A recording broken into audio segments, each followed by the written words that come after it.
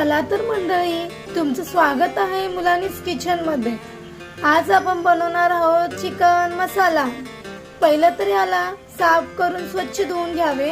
आता आपण चिकन साफ केलेले आहे, याला स्वच्छ धुवून घेऊया। रेसिपी स्टार्ट करूया। कोथिंबीर, लसूण, अद्रकची पेस्ट, हळद, 1 चम्मच मीठ, लिंबू रस, हे सर्व मिक्स करून अर्धा तास झाकून ठेवूया।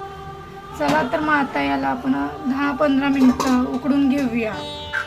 आता चिकन पूर्णपणे शिजलेलं आहे। चिकन मसाल्यासाठी लागणारे साहित्य आपण हे सर्व भाजून घेऊया। अशा प्रकारे आपल्याला खोबरं भाजायचे आहे। तर खोबरं भाजून झालेलं आहे।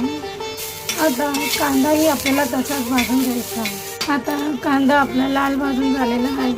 टमाटाही आपण भाजून घेतलेला आहे। हे सर्व आपण मिक्सरला वाटून घेऊया।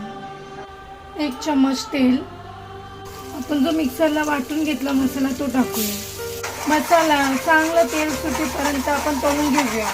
चवीनुसार मीठ, हळद, 1 चम्मच लाल मसाला, हे सर्व मिक्स करून घ्यायचं आहे। आता आपण जे उकडून घेतलेलं चिकन ते टाकूया। यामध्ये थोडं पाणीही टाकूया।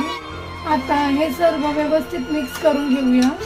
10-15 मिनिटं उकळी येऊपर्यंत शिजून घेऊया। याला उकळीही आणि तरी सुद्धा आलेली आहे। यामध्ये आपण कोथिंबीर टाकूया आणि अशा प्रकारे आपला चिकन मसाला रेडी झालेला आहे। तुम्हीही नक्की ट्राय करा आणि आपल्या चॅनलला लाईक, शेअर, सबस्क्राईब, कमेंट्स करायला विसरू नका।